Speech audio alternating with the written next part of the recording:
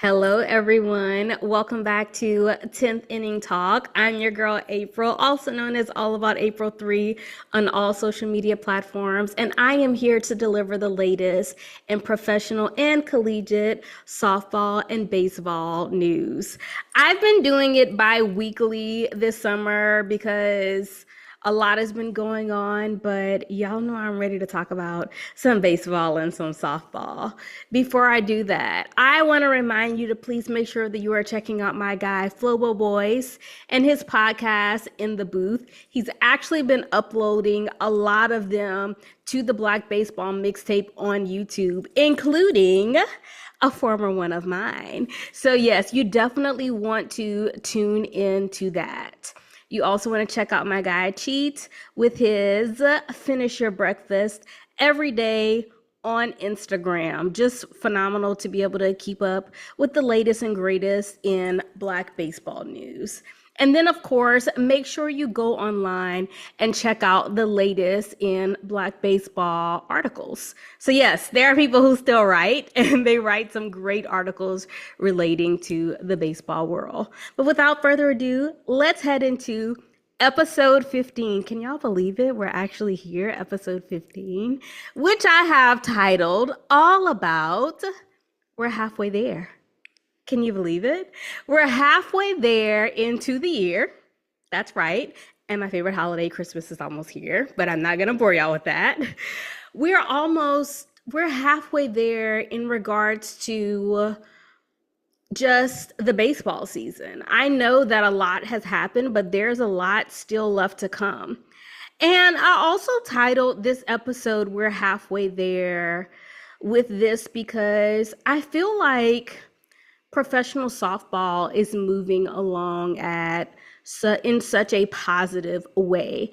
And I wanted to grant it the positive moment for what is happening, which I will be touching on the AUSL a little bit more in this episode. But yes, I have to give credit to where it is. So even though it's not where most people want it to be, it has had an outstanding first season. But let's start off with some baseball, in particular, the All-Star game. That's right. Major League Baseball actually has had the most successful All-Star festivities out of, I would say, the NBA and also the NFL. Now, hockey used to get some fans whenever they had theirs, but out of the national professional leagues that still exist, baseball is leading amongst them. And the activities that they give, it's just such a fan experience that it's hard to move away from. Some of the things that were happening in Atlanta just astounded me. There was even a charity run on Sunday for like 4.4 miles. So baseball is not just bringing athletes to the cities where they're playing. MLB is also very inclusive and aware of the fans who are living there. And I think that that's another thing that just makes this experience what fans are drawn into. And it's something that we have to acknowledge whether we want to or not. Now, in regards to the actual home run derby, can we give a shout out to the winner of the Seattle Mariners, Cal Riley, which a lot of people predicted him to win. I will say, Cal Riley, of course he won, but to me, the most exciting player in the derby was O'Neal Cruz. And I want to give a shout out to my guy, Brandon Red. We are of no relation, even though we have the same last name. But I actually did my very first TikTok live during the All-Star game, and he was in the comments and he was like, O'Neal Cruz he's gonna hit the furthest home run. And when I say he put on a show, I was like, you know what? Brandon is right. He absolutely did just that. And I was so pleased to be able to watch him just be in a different element, because he comes across as a very quiet guy, O'Neal Cruz that is, for him to have that incredible moment. I think a lot of people just assumed Cal Riley would win because he was leading pretty much the league in homers before the All-Star break. He's having an incredible season as a catcher. But there are a lot of people who are shading Jazz Chisholm. I think he only had 3 home runs. Y'all have to remember, these activities are for fun. So he's doing it to just have a moment and get out of an element that he may not particularly do. And I applaud him for that. Jazz actually has one of my favorite personalities in Major League Baseball. And for him to step out of maybe a comfort zone that he didn't think he would do, I love the fact that he did that. I don't need him to give me 100 homers. I just need Jazz Chisholm to continue being exactly who Jazz Chisholm is. So yeah, he was good. Junior Caminero had a great moment as well. So yes, congratulations to all of the Derby participants. I truly enjoyed watching them. Now, there was a little controversy with the Brent Rooker thing because they did not list that you had to have a certain amount of feet. And I actually had said this on my TikTok live, that they should put how much feet were on each of the home runs. So hopefully that's something that they correct for next year. But if we get into the actual All-Star game, congratulations to the National League. Y'all, they finally beat the American League.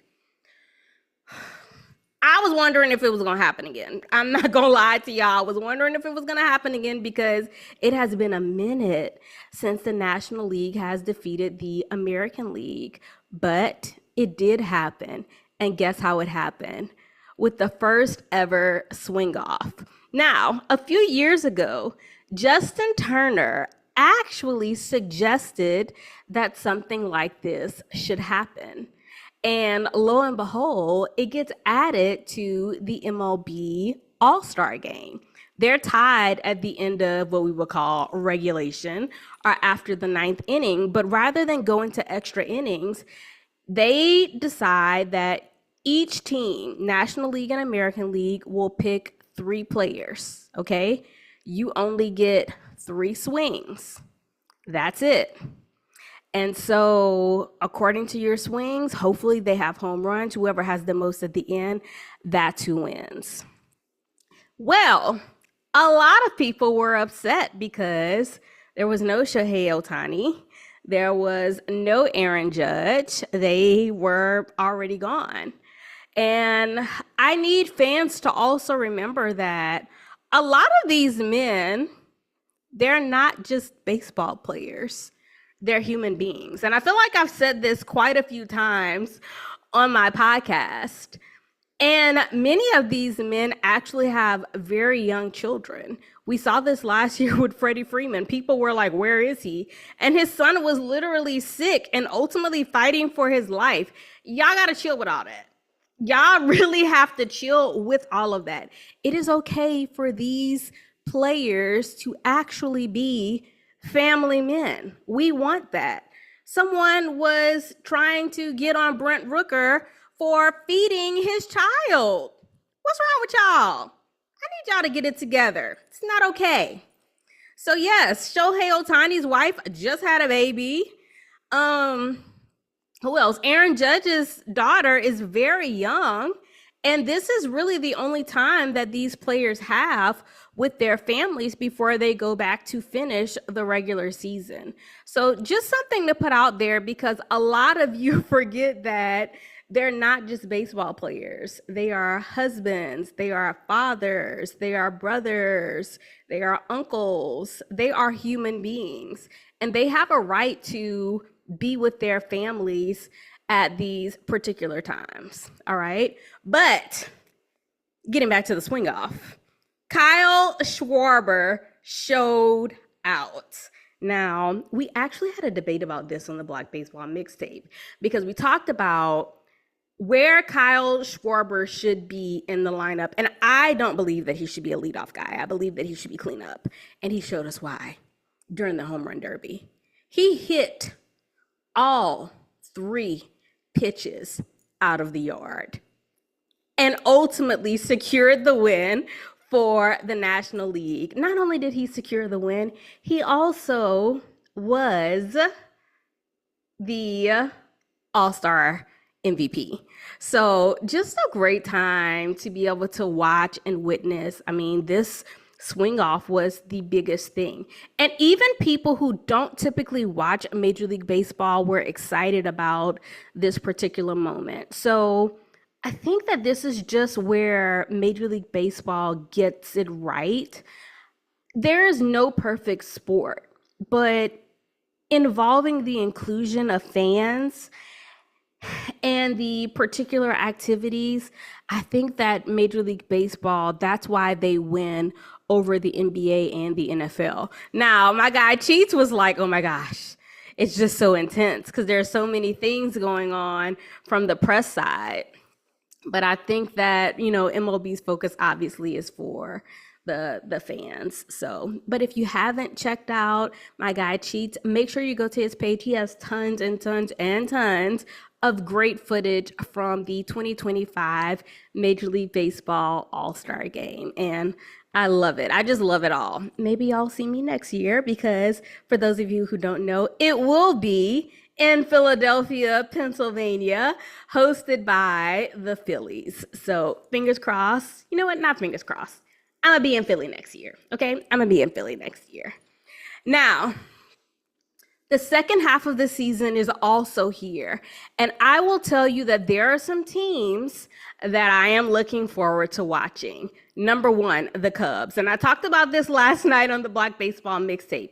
I just feel like the Cubs are the team that you can't take your eyes off of. They're always doing something to put themselves in a position to be able to win. You have PCA, you have Kyle Tucker, you have Michael Busch, you have Shea Suzuki, Shota Imanaga. They just have the people that are ready to win. And I love to watch them. So I hope that y'all are also paying attention to them.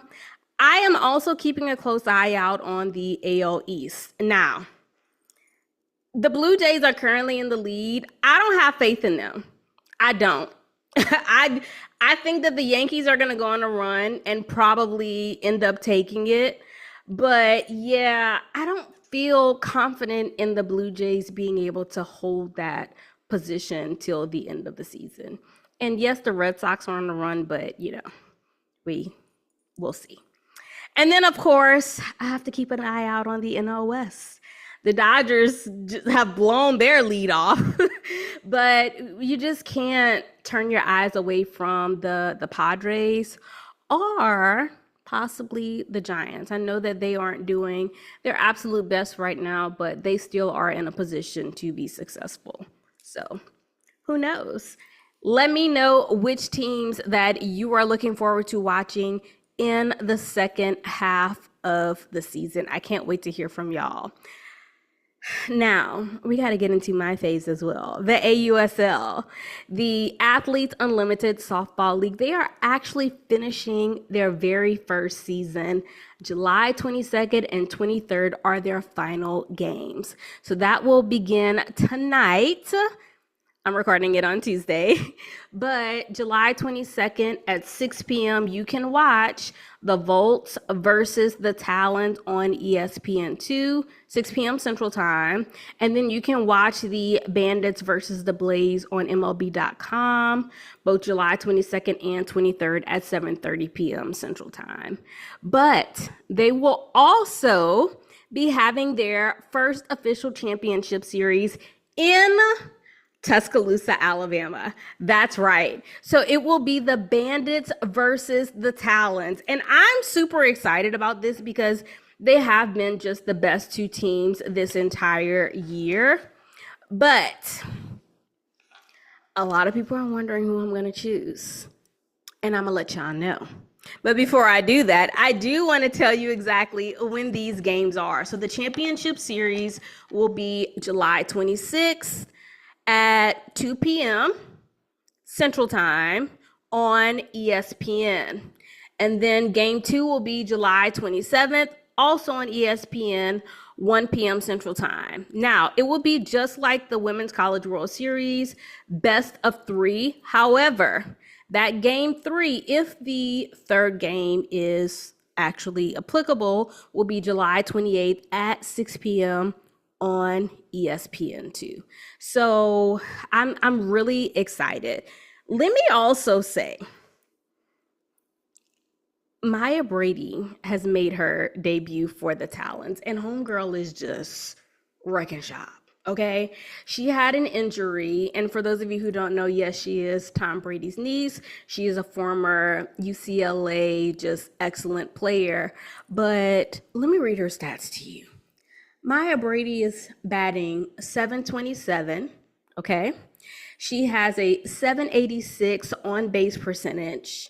She is slugging 1.091, and she is 8 for 11 in her at bats. And she's also had some phenomenal defensive plays. She is exactly who you think she is.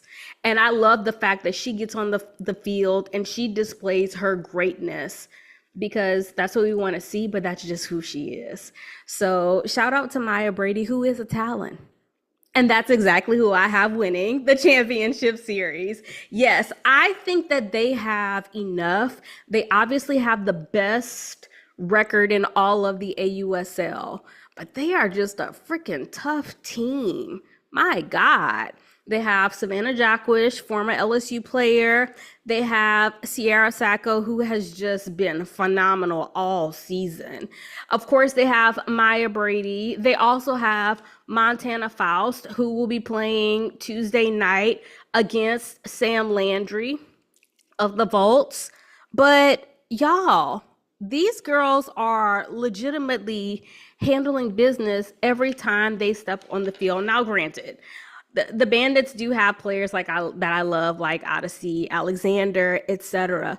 But it's just really hard whenever you think of, oh, you have Sierra Sacco, oh, you have Montana Falls, oh, you have Brie Ellis, and they're literally putting up whatever kind of points, whatever they get on that diamond. It's just amazing. And this year, I think that the Talons have done enough for me to believe that they can fully take home this championship. Now, I think one of the greatest things to come out of the discussing the championship is Sephora will be sponsoring this championship series. And I remember being on Twitter and a lot of people discussing how a lot of brands are not taking advantage of the fact that women are leading sports. So for example, you'll see an Angel Reese who's very much into makeup and hair, etc. So is Dejanay Carrington and Kaiser. I can't think of her last name right now. And so to see that Sephora has jumped into this so quickly, I'm very impressed, but I'm also very proud to see that they see that women are progressing at this level and they want to be a part of this movement that is happening. And you see players like Michaela Edenfield of the Vault. She actually does like makeup. She does her makeup tutorials before she actually goes out onto the field. So you can see how she does her eyes, because she always has something fancy going on there before she goes out onto to play it, even though she's a catcher. And I think that it's fantastic for us to be able to have these types of things there. And yes, I love watching her TikToks of her doing her makeup. I'm not that creative to do that, but I can't draw to save my life anyway. But for Michaela, it's great. And hopefully she's one of those players who also gets sponsored by Sephora. But we are moving in the right direction, especially with this season ending. I'm just so proud to see how everything was able to advance in the way that it did. Unfortunately, I wasn't able to go to a game this year. I told you I really wanted to go to the one that was in Round Rock, Austin, Texas.